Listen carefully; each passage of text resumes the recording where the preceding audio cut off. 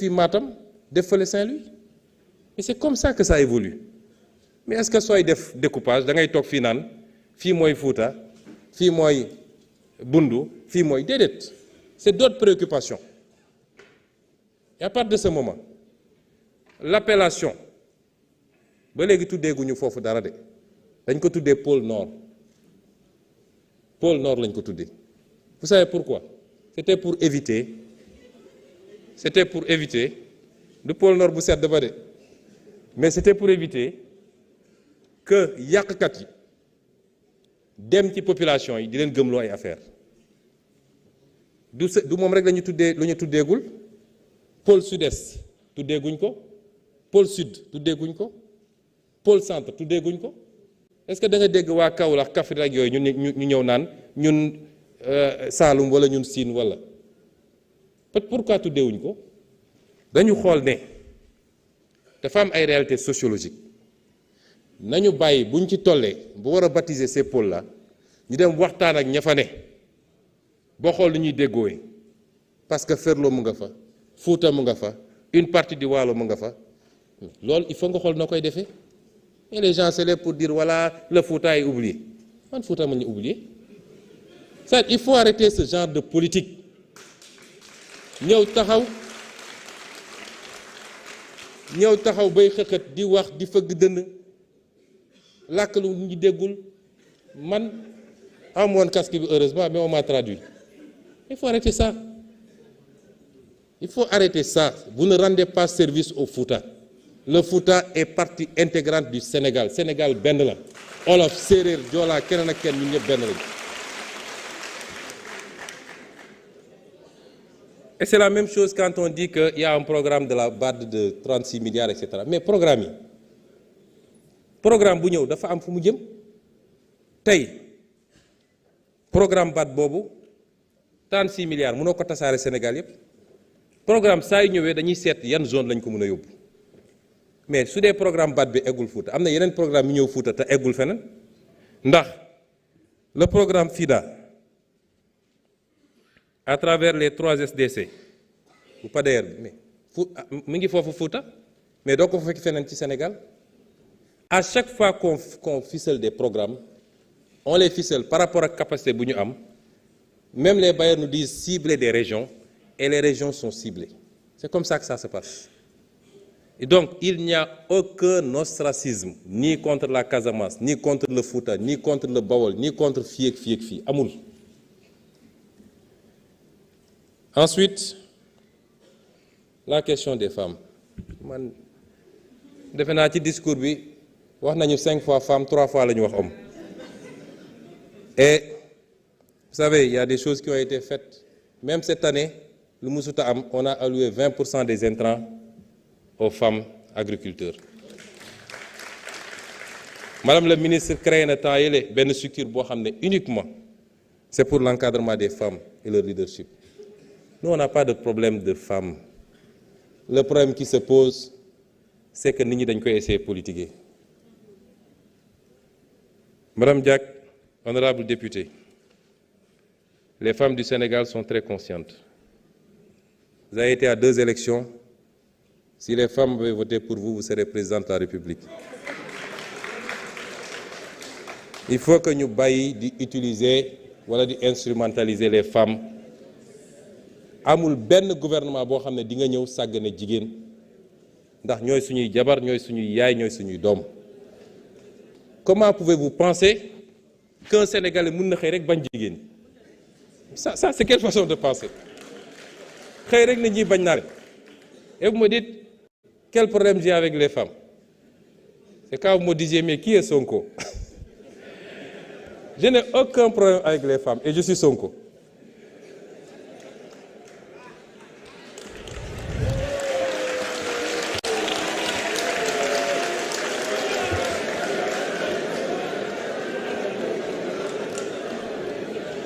On a posé des questions sur l'hydraulique.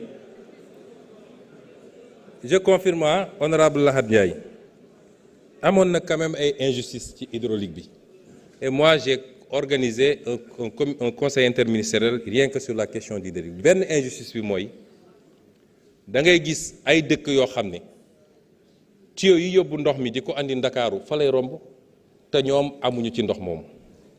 loolu ci injustice la bokk. moo tax ñu ne leen ci lii ñuy commencer muy le projet du grand transfert de l'eau qui est différent du projet des autoroutes de l'eau ñaar yooyu bokkul. Le projet du grand transfert de l'eau que le ministre Cheikh Tidiane Dièye a déjà ficelé ba ñu ngi koy waaj a lancé nga xam ne moo ñu war a permettre ñu régler définitivement le triangle Touba Dakar Mbour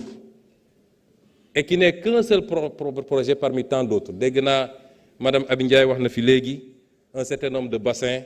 yoo xam ne mi ngi ci tur yooyu yëpp mi ngi ci programme monsieur le ministre de l'Eau et ku seetaan sama campagne. Dans chaque localité, j'avais décliné des aspects du programme et quand je suis venu, justement, d'abord ci meetingu Thiès bi, mais quand je suis venu dans cette zone allant de Foundiougne à Sokone, Passy, etc., waxoon naa leen le bassin d'abord le projet de Sambangalou, mais également le bassin de dëkk bi nu mu tuddati sax Malem Hodar bi nga xam ne nii ñu ko bëgg a defee ci zone nord bi noonu lañ ko bëgg a defee ci zone boobu am na yeneen yoo xam ne c'est dans le sud vers Sédhiou. Donc cette injustice va être réparée parce que dañu ne benn village benn dëkk dootuñu ko romb ay tuyaux di ko romb te amul embranchement pour mën a bénéficier de cette eau. Deuxième injustice bi c'était les tarifs de l'eau en milieu rural ñoom ñoo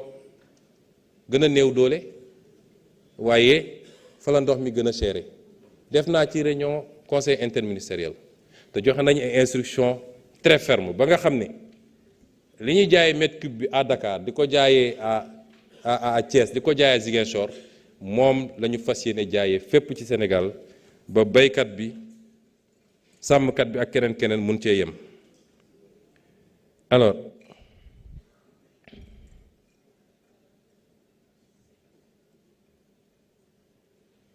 on m'a posé une question sur l'amnistie, la différence entre abroger et rapporter. loolu juriste yi mën nañ ci tontu donte am na lu ma ci jàng tuuti. Le terme abrogé n'est même pas est impropre quand il s'agit de loi. Le terme rapporter du moins, on ne rapporte pas une loi. Car il y a un autre terme beaucoup plus approprié. Mais rapporter n'efface pas totalement la loi,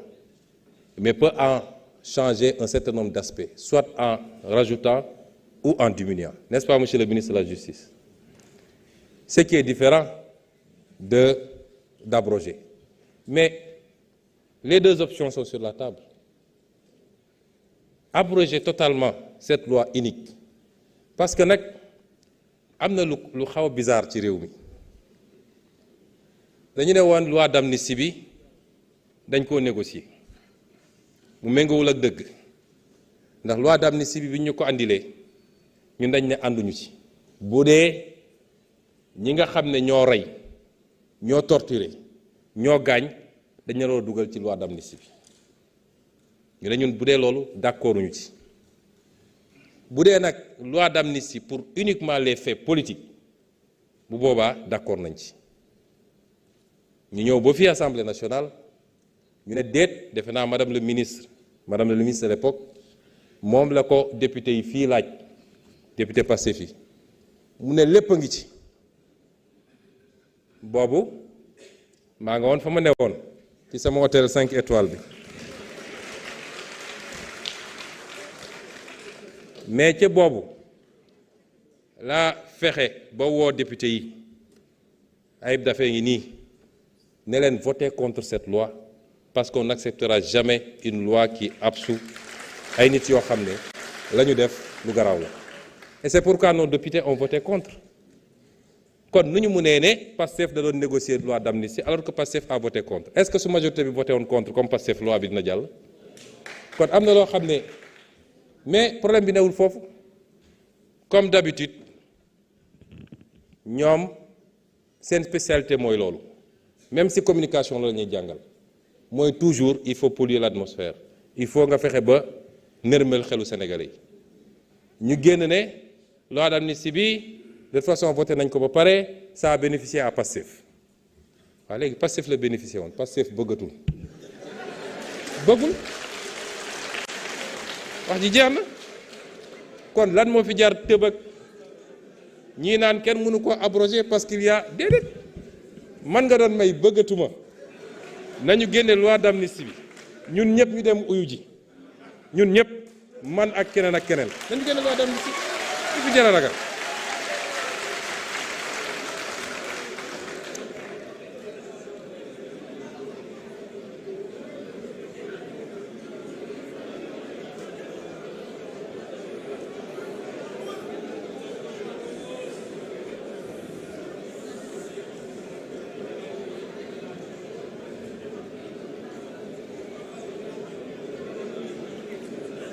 question bi ñu posé également sur l'économie numérique